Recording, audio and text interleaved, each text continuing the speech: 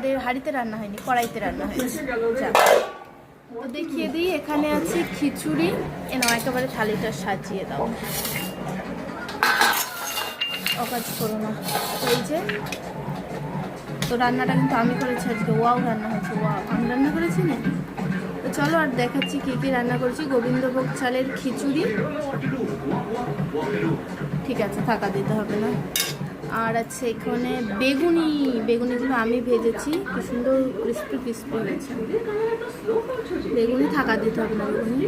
আর এখানে আছে ডিমের অমলেট দিয়ে দাও, আর একটু আলুর চিপস দিয়ে দাও। আর এই যে আমের চাটনি, বাড়ির গাছের আম। আর